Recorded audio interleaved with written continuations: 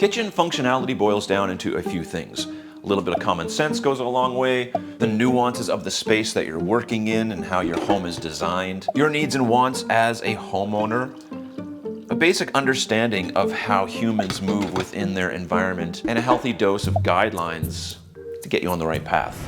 The value of the home has little or nothing to do with how functional the actual kitchen is. Let me show you what I mean. I want to demonstrate to you that it doesn't matter the price tag on the house. What matters is the thought and intentionality put into the kitchen design to make it functional. So let's look at this kitchen in a home that's valued on the market at $4.9 million. There's a lot of issues with this kitchen that I want to point out, so that you don't have to make the same mistakes if your house doesn't cost $4.9 million.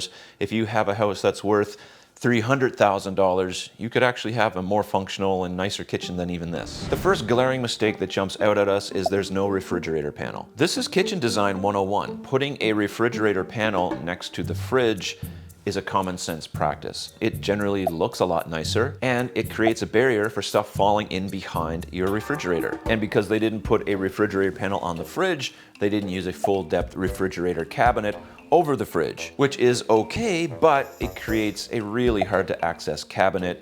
The overall look in a $4.9 million home, this is probably not what you want. So far, this looks like a budget renovation to get a quick sale, but the price tag of this home definitely calls for something better. Another issue that I have with this kitchen is that the sink base is only 30 inches wide with a smaller single sink, and it's offset on the window. Yes, it is centered with that particular pane in the window, but I think it would look better if this sink was centered actually on the window and the dishwasher was moved to the right. Now, maybe they didn't want to have the dishwasher on the right because of spacing or whatever, but I still think you could probably have designed this a little bit better so that this makes a little more sense. Yes, you have landing area to the left of the sink, but to the right of the sink, you're sharing that landing area with the fridge, and it gets really cramped. You can tell this is a North American home. It's actually in Canada because there is no dishwasher panel. Something that we're seeing more and more of, especially in higher end kitchens, are paneled appliances. Now, that doesn't mean that your kitchen has to have appliances that are paneled in order to be high end, or that that even matters at all. It's just something to take note of that is a thing and a trend in higher end kitchens. It doesn't affect the functionality, but it's definitely a look that a lot of people like. I don't really care, I'm pointing it out. Now, I can't let this one slide, of course, because you all know my position on over-the-range microwaves. I don't like microwaves over the range. I think 9 times out of 10, it's the wrong decision. Now, it can be for some people, and if you have that and you like that, by all means, that's perfectly fine. I'm not judging you in any way. I am not a fan. I don't think it's a great design choice, and I don't think it looks great. And in this kitchen, in a house that's almost $5 million, there is an OTR. Why is it there? Why couldn't you figure out a better way to do that? That really triggers me. Going on to another glaring issue. This kitchen has a corner base, probably with a Lazy Susan. Again, if you're not familiar with my content or my thought on kitchen design, I am not a lover of corner bases really of any type. I'd rather block them off. Even in small kitchens, it can be a great design choice.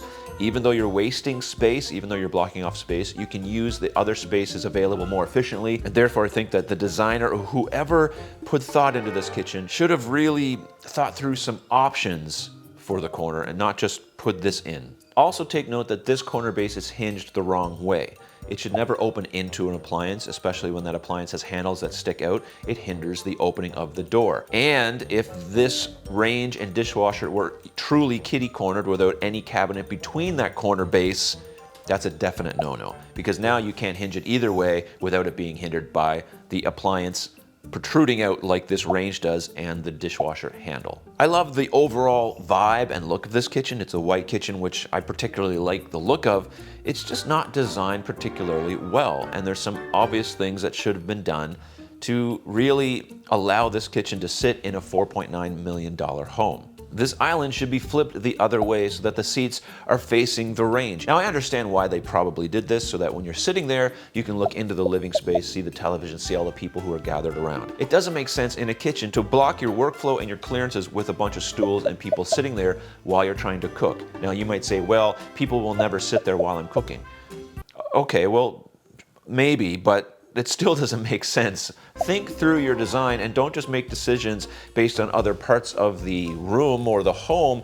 Make sure that the kitchen makes sense within the kitchen, and then it can make sense within the rest of the space. There are multiple ways to design this so that you incorporate the living area and the openness of this kitchen and also make it functional within the kitchen layout itself. When I was a kid, we had a friend who was rich, or at least we thought they were rich. His dad was an architect, his mom was a doctor. They lived in a very elaborate house, at least the most elaborate house of anyone that I ever knew. We all hung out there because they had a pool, he had a Sega Genesis, and he was like the rich friend. He was a super nice guy. Now to think about it, I don't remember if the kitchen was elaborate or not. I don't remember if it was functional. Obviously, as a preteen in the 80s, that's the last thing on my mind. I do remember his mom making peanut butter and jelly sandwiches, which I thought was weird for rich people, And thinking back, I wonder, was that kitchen in this very elaborate home that I perceived to be owned by rich people functional? I'm sure it was a nice kitchen, but nice does not equal functional, because if your nice kitchen is not functional, it's really just a nasty kitchen. Been waiting to say that for a while. At the beginning of this video, I mentioned 5 things that were really key in bringing function into your space, and the price tag and the value of your home was not one of them. Common sense is really important. Thinking through your design, does it make sense? Some people just don't even look at it to figure that out. Are there nuances to your space that hinder you or allow you to do certain things in your design?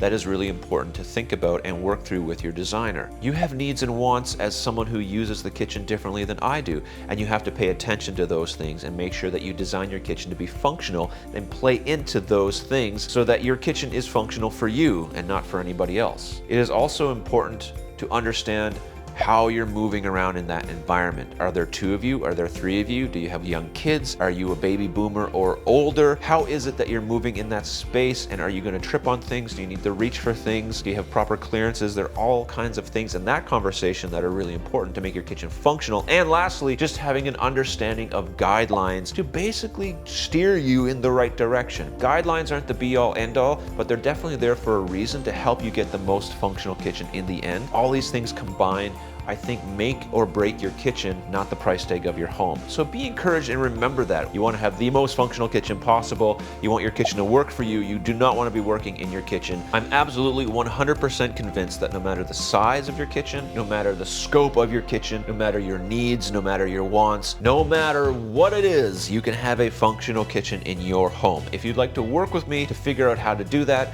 there's a link in the description below where we can work one-on-one together to look at your kitchen, get into the weeds, dive into the details of your space, your nuances, your needs and wants, the basic guidelines, some common sense. We can throw that all together into the pot and hopefully come out with a really great functional kitchen on the other end. I have lots of content on my channel about designing a kitchen, but if you are a baby boomer and you're interested in designing a functional kitchen for you and your future, check out this video. We'll see you on the next one. Bye-bye.